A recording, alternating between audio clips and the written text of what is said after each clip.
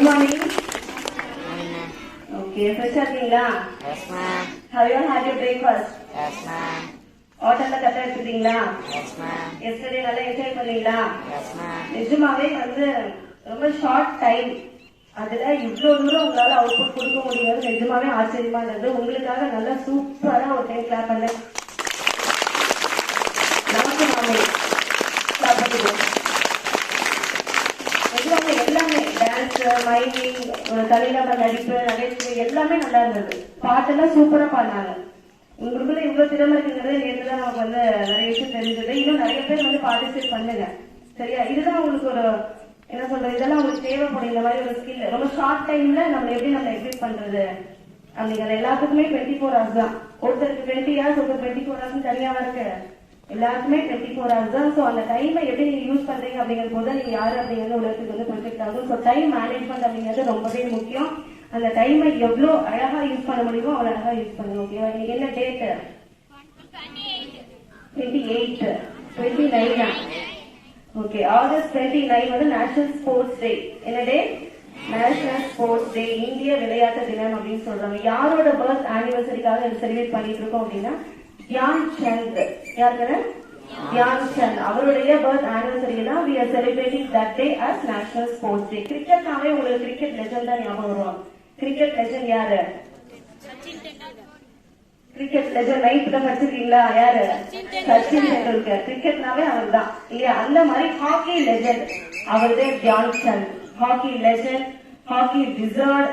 Hockey டிபார்ட்மெண்ட்ல அவர் அடிச்சுக்கிறதுக்கு ஆளே இல்ல. ஒரு ஹாக்கி மெஜிஷியன் சொல்றாங்க. மெஜிஷியன் எப்படி பண்ணாங்கன்னே தெரியல இந்த விஷயத்த அப்படின்னு சொல்லி ஆச்சரியப்பட்டு பார்ப்போம்ல. அந்த மாதிரி ஒரு ஹாக்கி லெஜெண்ட் தான் யாரு? தியான் சந்த். அவருடைய பிறந்த நாள் தான் நம்ம நேஷனல் ஸ்போர்ட்ஸ் டே என்ன பண்ணிட்டு இருக்கோம், செலிப்ரேட் பண்ணிட்டு இருக்கோம். அவர் என்னதான் ஹாக்கில அச்சீவ் பண்ணிருக்காரு அப்படின்னா 1928, 1932, 1936 கன்சிக்யூட்டிவா இந்தியாவுக்கு 3 கோல்டு மெடல்ஸ் ஒலிம்பிக்ஸ்ல வாங்கி கொடுத்தவர் தான் தியான் சந்த். அதுவும் இல்லாம 1956 இந்தியாவுடைய 3rd ஹையஸ்ட் சிவிலியன் அவார்டு சொல்லக்கூடிய Padma Bhushan award Indian government 1956 Dhyan சந்துக்கு கொடுத்து பெருமைப்படுத்திருக்கு. ஓகேவா? ஆக்சுவலோட நேம் பாத்தீங்கன்னா தியான் சந்த் கிடையாது, தியான் சிங் மட்டும்தான். சிங் இருக்கு இல்லையா? தியான் சிங் மட்டும்தான். அவங்க என்ன பண்றாரு, இப்போ பிரிட்டிஷ் ஆர்மில ஒர்க் பண்ணிட்டு இருந்த டைம் நினைக்கிறேன். அவருக்கு பிராக்டிஸ் பண்றதுக்கு டைமே இல்ல ஹாக்கி. அதனால என்ன பண்றாரு, நைட் டைம் வீட்டுல அந்த மூன் லைட், நிலவு வெளிச்சத்துல, நில ஒளியில என்ன பண்ணிட்டு இருக்காரு, பிராக்டிஸ் பண்ணிட்டு இருக்காரு. சோ அதை பார்த்தவங்க என்ன பண்றாங்க, அவங்களுக்கு பேர் வைக்கிறாங்க.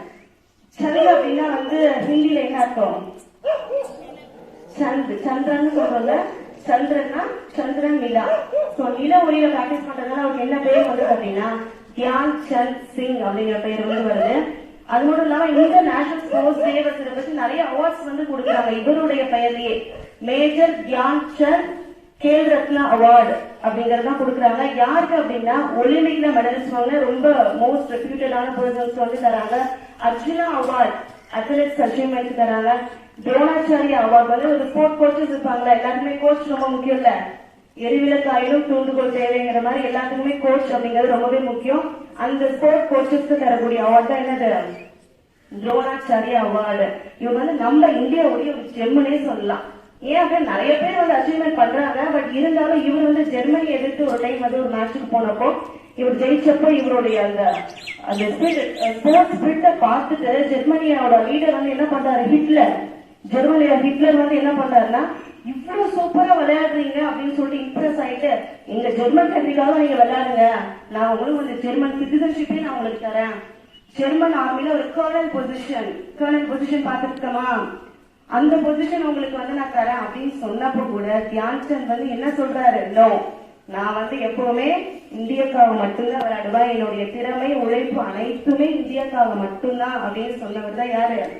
தியான் சந்த். ஒரு வேர்ட் சொல்றாரு, India is not for sale. அப்படின்னா என்னது? சேல்னா விற்பனை. எங்களுடைய திறமை விற்பனைக்காக அல்ல, எங்களுடைய திறமை முழுக்க முழுக்க இந்திய நாட்டின் வளர்ச்சிக்காக மட்டும்தான் நான் பயன்படுத்துவேன் அப்படின்னு சொன்னேன்.